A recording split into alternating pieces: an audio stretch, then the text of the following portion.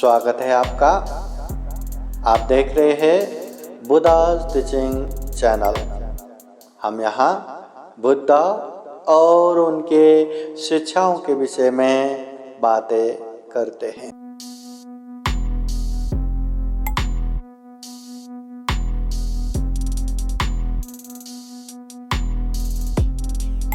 सब लोग हाथ जोड़ के बैठिए।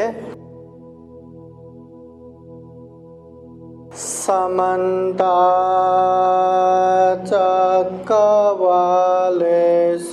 अत्र गच्छन्तु देवता सततं मुनिराजः शृण्वन्तु सगमोक्षदम् धम्मश्रवणकालो अयं बदन्ता धम्मश्रवणकालो अयं बदन्ता धम्मश्रवणकालो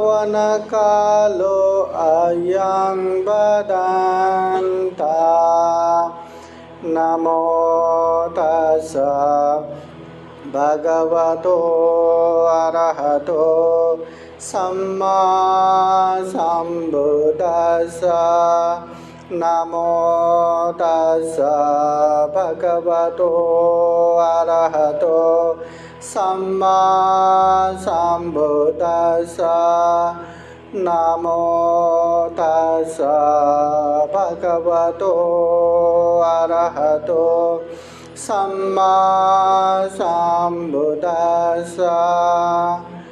मनोपुबंगमा धम्मा मनोसेत्था मनोमया मनसा चे पादोत्थेन भासते वा करोति वा ततो नं दुःखमन्वेति चक्रं वहतो पदं मनोपुबंगमा धम्मा मनोसेत्था मनोमया मनसा चे प्रसन्नेन भासते वा करोति वा ततो नं सुखमन्वेति छायावो अनपायिने सपपापसकरणं कुशलस्य उपसम्पदा सचित्तपरियोदापनं एतं बुद्धानुशासनं साधु साधु साधु। महाकारुणिक तथागत भगवान बुद्ध को त्रिबार वंदना। महाकारुणिक तथागत बुद्ध द्वारा देशित सुआख्यात धम्म को त्रिबार वंदना। महाकारुणिक तथागत बुद्ध के आर्य श्रावक संघ को त्रिबार वंदना। परम पूजनीय बोधिसत्व डॉक्टर बाबा साहब अम्बेडकर आज धम्मसागर बुद्ध विहार में पाली एंड बुद्धिज़्म जो कोर्स है 3 महीने का, इसका समापन समारोह है, एंडिंग सेरेमनी है। इस समारोह में उपस्थित पूजनीय भिक्षु, संघपालो, श्रामणीगण, श्रद्धा संपन्न, बुद्धि संपन्न उपासक उपासिकाएं, ये जो क्लास समापन है पाली एंड बुद्धिज़्म पाली का, महाकारुणिक तथागत बुद्ध के धम्म को हम मानते हैं, जानते हैं, अनुसरण करते हैं और परम पूजनीय बोधिसत्व डॉक्टर बाबा साहब अम्बेडकर ने दुनिया के सबसे मानवतावादी धर्म, सबसे साइंटिफिक वैज्ञानिक धर्म के रूप में यह बुद्ध धर्म को न केवल उन्होंने स्वीकार किया, लाखों अपने समाज को भी यही धम्म की दीक्षा दिए। तो जो जिस बुद्ध की दीक्षा बाबा साहब ने हमें दिया, या जो बुद्ध की हम अनुसरण करते हैं, वो बुद्ध को थोड़ा सा हम जानेंगे। वैसे हम जब भी त्रिरत्न वंदना करते हैं, बुद्ध के अनंत अनंत गुणों में 9 गुण स्मरण करके बुद्ध वंदना करते हैं। सबको आता है ना? सब लोग साथ में पढ़िए। इतिपिसो भगवा अरहं सम्मा सम्बुद्धो विद्याचरण सम्पन्नो सुगतो लोकविदो अनुत्तरो पुरुष धम्म सारथे सत्ता देव मनुष्यान् बुद्धो भगवते। ये महाकारुणिक तथागत बुद्ध कैसे? इतिपिसो भगवा, हमारे भगवान बुद्ध इस तरह का है। कैसे है? अरहं, अर्थ है जो मन के शत्रु, राग, द्वेष, मोह, क्लेश, सारे शत्रु को खत्म कर चुके, वो अर्हत है। सम्यक संबुद्ध है, जिसने स्वयं बोधि ज्ञान प्राप्त करके दुनिया को भी ये दुख मुक्ति का मार्ग बताया। विद्याचरण संपन्नो, विद्या और आचरण से संपन्न है तथागत बुद्ध। यथावादी तथाकारी, तथाकारी यथावादी। जैसे बोलते हैं वैसा ही करते हैं, और जैसा करते हैं वैसा ही बोलते हैं। सामान्य लोग कैसा करते हैं? जो बोलते हैं वो करते नहीं, और जो करते हैं वो बोलते नहीं। तथागत बुद्ध ऐसे नहीं, जो बोलते हैं वही करते हैं, और जो करते हैं वही बोलते हैं। इसलिए तथागत बुद्ध विद्या और आचरण से युक्त है। इतिपिसो भगवा अरहं सम्मा सम्बुद्धो विद्याचरण संपन्नो सुगतो, तथागत बुद्ध सुगत है, अच्छे गति पे जा चुके हैं, निर्वाण प्राप्त कर चुके हैं। लोकविदु, लोक विज्ञ है। तथागत बुद्ध सर्वज्ञ है, हर चीज जानते हैं। पहले की बात भी जानते हैं, अभी की बात भी जानते हैं, भविष्य की बात भी जानते हैं, ये लोक की बात भी जानते हैं, परलोक की बात भी जानते हैं। सारे चीज में विज्ञ है, लोकविदु। अनुत्तरो पुरुष धम्म सारथी, तथागत बुद्ध दमन करने योग्य प्राणियों को दमन करने के लिए अनुपम सारथी समान है। अभी वो तथागत बुद्ध ही है ना, जिसने हजारों लोगों को मार के, उंगलियों का माला लगा के जंगल जंगल गांव गांव फिर रहे अंगुलीमाल। अंगुलीमाल को सामान्यतः अपने मैत्री करुणा से अच्छे उपदेश दे के भिक्षु बना के दुख मुक्त करा दिया। ये किसने किया? तथागत बुद्ध ने। वो उस समय आलवक राक्षस था, आलवी नगर के, इतना भयानक वो आलवी नगर के वो राक्षस। वो जब भी घर में आते हैं तो घर के सारे लोग भी थर थर कांप के, उसके खुद के बीवी बच्चे भी डर के मारे भागते थे।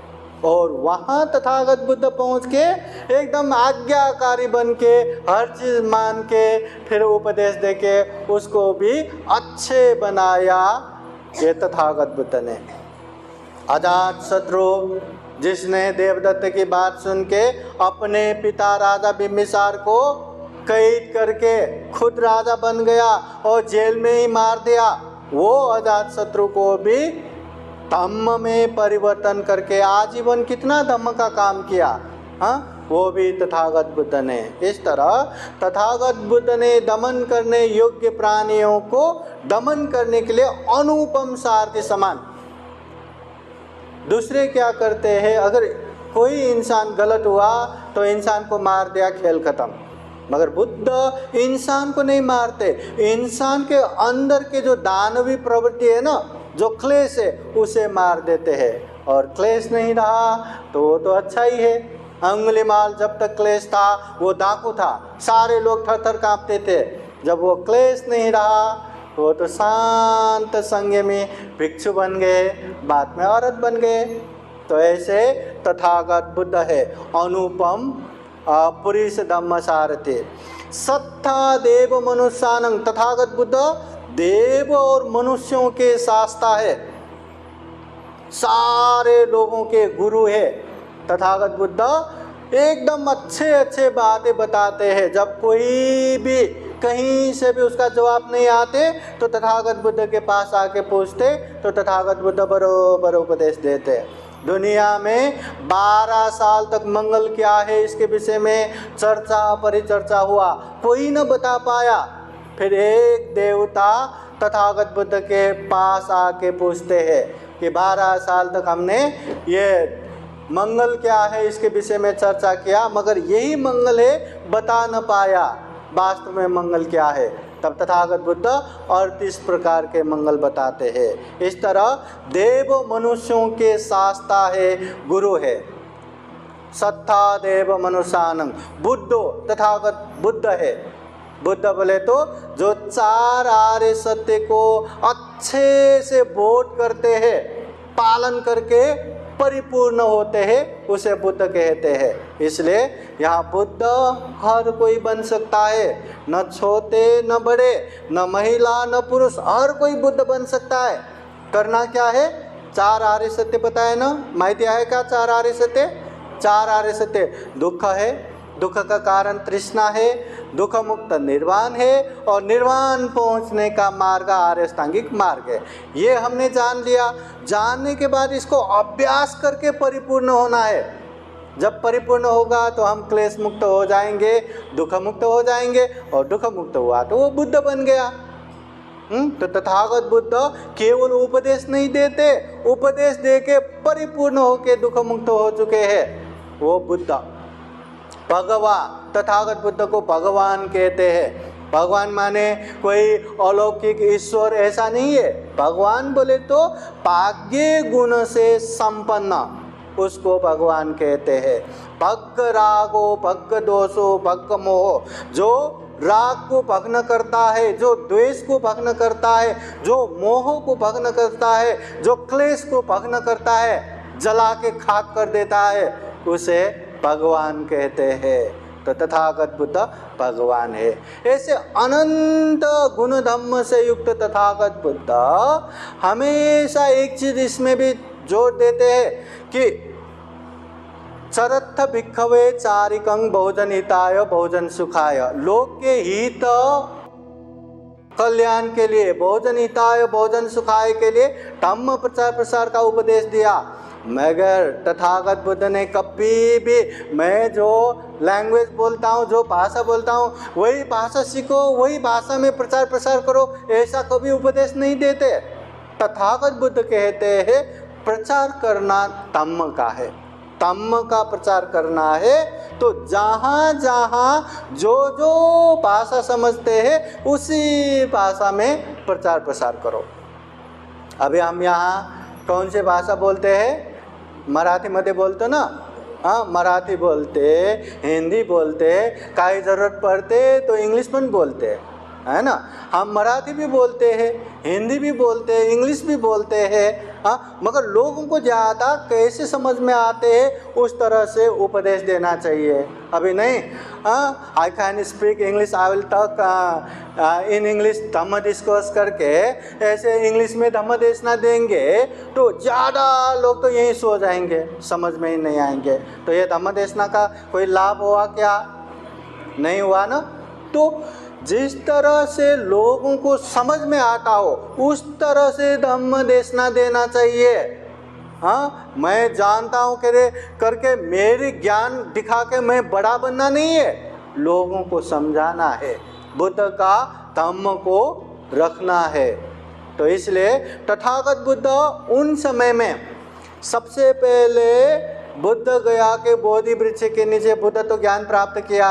सारनाथ ऋषि पतन मृगदावन में पहला उपदेश दिया, धम्मचक्र प्रवर्तन किया। उसके बाद तथागत बुद्ध राजा बिंबिसार को याद करते हुए सीधे मगध के तरफ गए। और मगध में पहुंचने के बाद रास्ते में नदी काश्यप, गया काश्यप, उर्वेल काश्यप, उस समय के बहुत 3 बड़े जटिल साधु, जिसका एक का 500 शिष्य, एक का 300 शिष्य, एक का 200 शिष्य, मगर तथागत बुद्ध के उपदेश सुन के प्रभावित होके वो गुरु शिष्य के साथ तथागत बुद्ध की शरण में आए। सबके सब दुख मुक्त हो गए और सबको लेके ये राजगिरी मगध के राजधानी में गए थे। जब तथागत बुद्ध वहाँ पहुँचे तो बुद्ध अभी अभी 36 साल के, और ये नदी काश्यप, गया काश्यप, उर्वेल काश्यप तो बहुत ही सीनियर, बहुत बड़े बड़े हो चुके। तो राजा बिंबिसार देख के ये अचंभित होता है कि इनमें से गुरु कौन है। हाँ, सब बुद्ध के शिष्य है या बुद्ध उनके शिष्य है? तो देखते ही रह गए। तब तथागत बुद्ध राजा बिंबिसार की बात को जान के ये काश्यप गुरुओं को पूछते, आप लोगों ने ये धम्म क्यों स्वीकार किया? तो वो लोग कहते ऐसे ऐसे तथागत बुद्ध के धम्म को हमने जान के बुद्ध के शरण स्वीकार किया। तो राजा बिंबिसार को पता चला कि बुद्ध गुरु है।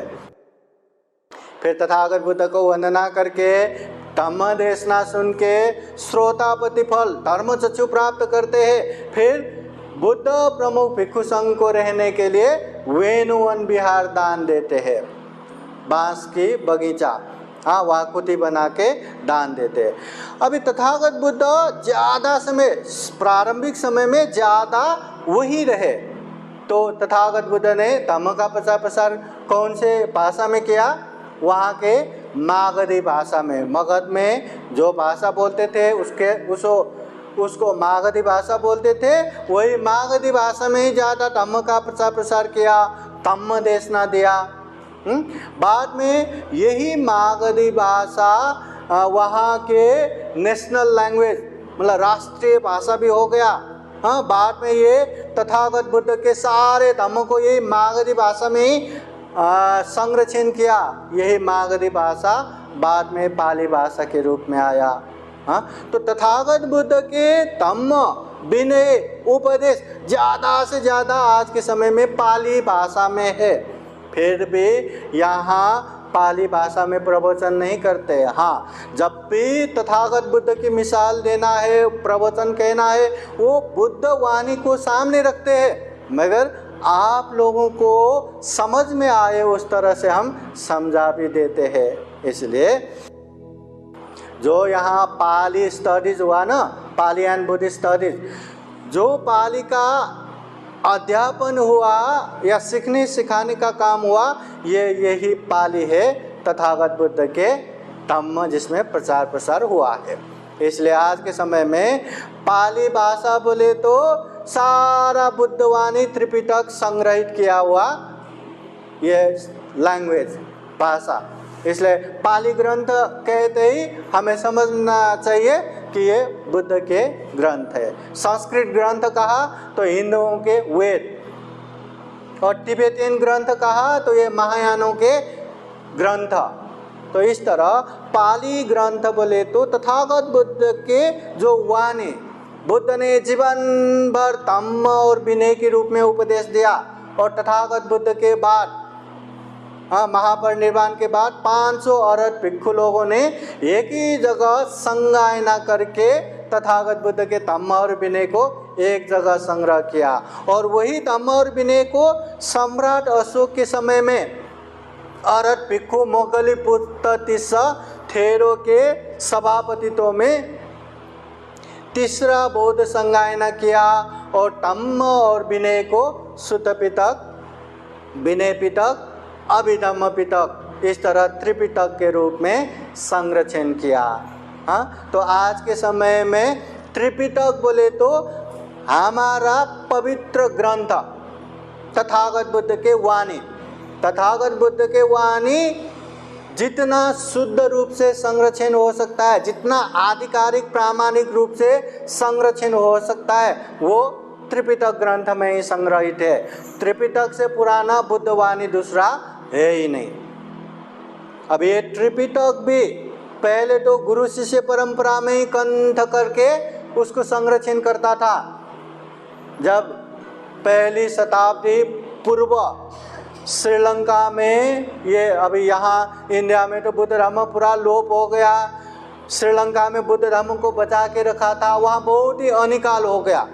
ऐसे अनिकाल में, दुर्भिक्ष में, खाने को नहीं, भोजन नहीं, ऐसे समय में भिक्षु लोग ये रेत को एकदम गर्म करके पेट में रख के भी इस तरह से ये धम्म को बचा के रखा। तो ये सारे दुर्दशा देख के वहाँ के राजा दुत्तगामिनी अभय ने जैसे ही अनिकाल खत्म हो गया, सबसे पहले ये बुद्धवाणी बचाने के लिए वहाँ संगायना किया। इतना पवित्र बुद्धवाणी है, इसको बचाना चाहिए करके पहला वो अनिकाल होते ही, समापन होते ही संगायना किया। चौथा बौद्ध संगायना सारे त्रिपिटक को ताड़पत्र में लिख के संरक्षण किया, लिख के। अभी भी वहाँ श्रीलंका में वो लिखा हुआ त्रिपिटक वहाँ है। तो इस तरह तथागत बुद्ध के वाणी लिख के संरक्षण करते करते भी 400 साल हो गया। अभी 400 साल में बुद्धवाणी त्रिपिटक में कितना ऊपर हो गया, कितना नीचे हो गया, वो तो क्या हमें मालूम है ना। फिर भी त्रिपिटक को हम शुद्ध बुद्ध के वाणी के रूप में लेते हैं, और ये त्रिपिटक बोले तो ही ये पाली ग्रंथ है, इसलिए पाली स्टडीज बोले तो वही बुद्धवाणी अध्ययन करना है, बुद्धवाणी पढ़ना है। अभी ये पाली जो हम नमो तस्स भगवतो अरहतो सम्मा संबुद्धस्स ये कहते हैं, ये भी पाली में है। नमो तस्स, नमस्कार उनको, किसको? भगवान अरहत सम्यक संबुद्ध को।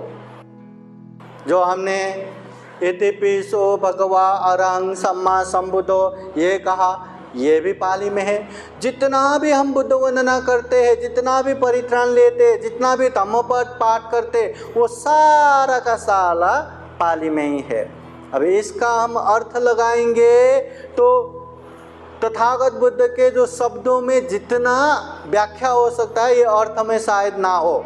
इसलिए अपने हिसाब से हिंदी में उसका व्याख्यान करो, मराठी में व्याख्यान करो, इंग्लिश में व्याख्यान करो, मगर पाली जो शब्द है, जो तथागत बुद्ध ने उपदेश दिया हुआ शब्द जैसा है वैसा ही संरक्षण करते हैं। अब ये पाली के लिए आप लोग धम्मपद ग्रंथ वाचन भी कर रहे हैं ना, तो धम्मपद में 26 वग्ग है, 423 गाथा है। उसमें से सबसे पहला और दूसरा ये जो गाथा है, ये प्रारंभ में ही हमने वाचन किया, उसी को हम थोड़ा सा जानेंगे। तथागत बुद्ध धम्मपद में कहते हैं, मनोपुबंगमा धम्मा मनोसेथा मनोमया मनसा चे पदोत्थेन पासति वा करोति वा ततो नं दुःखमन्वेति चक्रं वो वहतो पदं। ये धम्मपद गाथा पाली में है, ये तथागत बुद्ध के वाणी है। तथागत बुद्ध ये गाथा में क्या कहते हैं, पाली के साथ जानिए। मनोपुबंगमा धम्मा, ये मन का स्वभाव है, जहाँ भी पहले पहुँचना, पूर्वगामी होना। हर जगह मन पहले पहुँचता है ना। आज 3 बजे वर्षावास का कार्यक्रम है और उसके अलावा कुछ तो प्रोग्राम है, पहले मन पहुँचा ना, और मन के साथ साथ हम यहाँ पहुँचते हैं। जहाँ भी पहले मन पहुँचता है। अभी यहाँ देखा, अरे पानी है, पानी देखते ही थोड़ा पीऊँ ना, पीने का मन हो गया और ऐसा खोल के पिया। है ना। कुछ भी हो, चाहे दान देने में हो, शील पालन करने में हो, ध्यान भावना करने में हो, टीवी देखने में हो, मोबाइल चलाने में हो, जो भी करना हो पहले मन जाते हैं। इसलिए मनुष्य था मनोमया, मन ही श्रेष्ठ है। सब मनोमय है, मन से ही सब व्याप्त है। मन में कुछ आया तो मुंह से कुछ बोलेंगे, मन में कुछ आया तो ये शरीर से काम करेंगे। इसलिए मन श्रेष्ठ है, मनोमया है। इसलिए तथागत बुद्ध कहते हैं मनसा चे पदुत्थे न, प्रदूषित मन से, अकुशल मन से, पासतिवा बोलते हैं, करोतिवा या करते हैं, मुंह से बोलते हैं या शरीर से करते हैं, तो ततोनं दुःखम अन्वेति, ऐसे लोगों के पीछे पीछे दुख आता है। क्यों? गलत मन से उसने बोला ना, गलत मन से उसने किया ना, तो दुख आता है। तो तथागत बुद्ध दुख भी समझाते, कैसे दुख आता है। चक्कंगो वह तो परंग, बैलगाड़ा में लड़ा हुआ वो जो बैल है ना, हाँ, जहाँ जहाँ बैल जाता है उसके पीछे पीछे वो भारी चक्का, वो पहिया भी पीछे पीछे पीछे पीछे आता है। अरे कितना भार हो गया, कितना तकलीफ हो गया करके वो खुद निकाल सकता है? नहीं, जहाँ जहाँ गया उसके पीछे पीछे पीछे पीछे वो भारी पहिया पीछे पीछे आते। वैसे ही जो गलत मन से काम करते हैं, गलत मन से बोलते हैं, उनके पीछे पीछे उसी तरह दुख आता है। समझ में आया क्या? तो गलत मन से बात करना चाहिए क्या? गलत मन से काम करना चाहिए क्या? चाहे आप अच्छे जगह में हो या बुरे जगह में हो।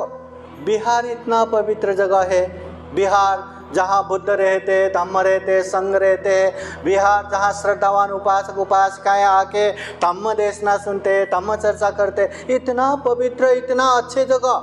मगर यहाँ भी आप लोग गलत मन से कुछ बोलेंगे, चुगली करेंगे, हाँ, या गलत मन से कुछ काम करेंगे, तो उसके पीछे दुख आएगा कि सुख आएगा? भले ही वो पवित्र जगह हो, मगर गलत मन है ना, वो गलत मन से काम कर रहा है ना, गलत मन से वो बात कर रहा है ना, तो उसके पीछे, बैलगाड़ा के पीछे पीछे जो चक्का आता है वैसा ही दुख आता है। फिर तथागत बुद्ध दूसरी गाथा में बोलते हैं, क्या कहते हैं तथागत बुद्ध? मनोपभंगमा धम्मा मनोसेत्था मनोमया मनसा चेपसन्नेन पासति वा करोति वा ततो नं सुखमन्वेति छायावो अनपायिनी। ये बुद्धवाणी पाली भाषा। तो तथागत बुद्ध कहते हैं मनोपभंगमा धम्मा, जहाँ भी पहले मन पहुँचता है, ये मन का धम्म है। मनोसेत्था मनोमया, इसलिए मन ही श्रेष्ठ है, मन से ही सब व्याप्त है। मनसा चे पसन्ने न, प्रसन्न मन से, अच्छे मन से, कुशल मन से, पासतिवा करोतिवा, वो कुछ बोलते हैं या कुछ करते हैं, तो ततोनं सुखम अन्वेति, ऐसे लोगों के पीछे सुख आता है। क्यों सुख आता है? क्योंकि उसने अच्छे मन से बात किया, अच्छे मन से काम किया। तो बुद्ध कहते हैं सुख उसके पीछे आता। कैसे आता है? छाया वो अनपायिनी, जैसे कभी न छोड़ने वाले परछाई की तरह। बाहर जाते हैं या कहीं लाइट प्रकाश होते हैं तो हमारे छाए, ये परछाई पीछे पीछे पीछे पीछे आता है ना, वो आया करके हमें बाहर होता है क्या? अरे सामने कीचड़ है, ये कैसे आएगा? अरे अभी एक गली छोटा सा ही है, ये कैसे आएगा? मुझे अंदर जाना है, ये कैसे रहेगा? टेंशन है क्या? टेंशन है कि नहीं? हाँ, जहाँ भी जाए कोई बाहर नहीं रहता, पीछे पीछे पीछे पीछे आते ही रहता है। वैसे ही जो अच्छे मन से काम करते हैं या बोलते हैं, उसके पीछे पीछे हमेशा सुख आता है। जैसे ये छाया है ना, परछाई की तरह सुख पीछे पीछे आता है। कहाँ कैसे क्या मिल रहा है पता ही नहीं चलता, हमेशा सुख पीछे पीछे आता है। इसलिए हम जो भी करेंगे, अच्छा करेंगे तो कुशल कर्म बनता है, बुरा करेंगे तो अकुशल कर्म बनता है। कुशल कर्म का स्वभाव है हमें सुख देना, शांति देना, आनंद देना, और ये जो अकुशल कर्म का स्वभाव है हमें दुख देना, पीड़ा देना, तनाव देना, अशांति देना। आता मला सांगा, हमें ये कुशल कर्म करना चाहिए या अकुशल कर्म करना चाहिए? क्यों? क्योंकि हमें सुख पसंद है, शांति पसंद है। तो दुनिया में हर किसी को सुख ही पसंद है, शांति पसंद है, आनंद ही पसंद है। अगर ये सच है तो हमें कुशल कर्म ही करना चाहिए। अगर कुशल कर्म करना चाहिए तो मन साफ रहना चाहिए, मन अच्छा रहना चाहिए, और मन अच्छा रख के हमें बात करना चाहिए, मन अच्छा रख के हमें काम करना चाहिए। अगर आप लोगों को दुख, पीर, चिंता पसंद है तो करना क्या है? अकुशल करना है, पाप करना है। पाप करेंगे तो दुख भी आएगा, अशांति भी आएगा, पीर, चिंता, तनाव भी आएगा। और वो पाप करने के लिए अकुशल मन से, एकदम गलत मन से काम किया या बात किया तो अकुशल हो जाता है। तथागत बुद्ध के समय में चक्षुपाल भिक्षु ने मनसाय से एक औरत को अंधी बना दिया। इस वजह से वो अरहत हो गया, फिर भी अंधा होके जीना पड़ा। और इधर मत्त कुंडली, जीवन में कोई भी पुण्य ही नहीं किया, पुण्य करने का मौका ही नहीं मिला। तो ऐसे समय में भी अंतिम समय में तथागत बुद्ध के दर्शन हो गया, मन प्रसन्न हो गया, श्रद्धा उत्पन्न हो गया, और वहाँ से मरने के बाद देवलोक में प्रकट हो गया। मतलब जो अच्छे मन से अच्छे करेंगे उसको पुण्य मिलेगा, जो गलत मन से गलत करेंगे उसको पाप मिलेगा। तो ये हमारे हाथ में ही है। कुशल कर्म करना है हमारे हाथ में ही है, अकुशल कर्म करना है ये भी हमारे हाथ में है। कोई हमें कुशल भी नहीं करवा सकता, कोई हमें अकुशल भी नहीं करवा सकता। हाँ, लोग आपको अच्छा है करके बिहार में ला सकता है, मगर यहाँ बैठ के कुशल ही करेंगे क्या पता, है ना। तो प्रसन्न भाव से अच्छा करना चाहिए। अच्छा नहीं कर पाया तो जो अच्छा कर रहे उन लोगों को हाथ जोड़ के दिल से साधुकार देना चाहिए, साधु साधु साधु, फिर तो कुशल ही कुशल हो जाता है। तो इसलिए ये महाकारुणिक तथागत बुद्ध ने जीवन भर गांव, नगर, जनपद, देश देशांतर चारिका करते हुए बहुजन हिताय, बहुजन सुखाय के लिए जितना भी उपदेश दिया, वो सारे उपदेशों को जो संरक्षण करके रखा है वो त्रिपिटक ग्रंथ है। और वो त्रिपिटक ग्रंथ पाली में है। और ये पाली स्टडीज बोले तो यही त्रिपिटक का, यही बुद्धवाणी का अध्ययन अध्यापन होता है। ये बात हमेशा याद रखना। बुद्धवाणी पाली होने के बावजूद भी यहाँ बनते लोग पाली में ही प्रवचन करके नहीं बैठते, पाली में ही बातें करके नहीं बैठते। क्यों? क्योंकि तथागत बुद्ध धम्म प्रचार का उपदेश देते हैं, भाषा प्रचार का नहीं। इसलिए भाषा कोई भी हो, अपना अपना कोई भी हो, मगर धम्म जानना चाहिए, समझना चाहिए, अभ्यास करना चाहिए, दुख मुक्त होना चाहिए। इसलिए ये पाली बुद्धवाणी को हमें भी जितना हो सके उतना समझना है, जानना है, पहचानना है, और जितना जाना, जितना समझा उसे पालन भी करना है। जितना पालन करेंगे उतना ही हमारी कुशल कर्म होगा, और जितना कुशल कर्म होगा उतना ही सुख शांति मिलेगा। इसलिए आज के इस पवित्र दिन में ज़्यादा प्रवचन को लंबा न करते हुए और समय को ध्यान में रखते हुए ये धम्मदेशना समापन की तरफ बढ़ते हैं। फिर एक बार आप सभी लोग बुद्ध के जो उपदेश है, वाणी है, जो पाली में उपदेश दिया हुआ तथागत बुद्ध के भोजन हितकारी, भोजन सुखकारी उपदेश है, वो ज़्यादा से ज़्यादा उपदेश को जाने समझे और जितना जाने समझे उसे व्यवहार में भी पालन करे। जीवन में खूब खूब सुख हो, शांति हो, मंगल हो, कल्याण हो। आप सभी के जीवन में बुद्ध धम्म संघ का अनंत अनंत गुण धम्म और आशीर्वाद हमेशा रहे। जीवन में ज़्यादा से ज़्यादा पुण्य धम्म करते हुए ये दुर्लभ मनुष्य जीवन, ये अमूल्य मनुष्य जीवन, ये सर्वश्रेष्ठ मनुष्य जीवन को सफल बना सके, सार्थक बना सके। अंत में जन्म जरा व्याधि मरण से मुक्त निर्वाण तक साक्षात्कार कर सके, ऐसी कामना करते हुए ये धम्म देशना यहीं समापन करते हैं। सबका मंगल हो, सबका कल्याण हो। भवतु सब मंगलं। साधु साधु साधु। सब लोग हाथ जोड़ के बैठे। पूजनीय भिक्षु संघ आप लोगों को आशीर्वाद देंगे। सबे देव विवजन्तु सब रोगो विनाशतु माते भवतु अन्तरायो सुखी दीर्घायुको भव। भवतु सब मंगलं रक्षन्तु सब देवता सब बुद्धानुभावेन सदा सोते भवन्तु ते।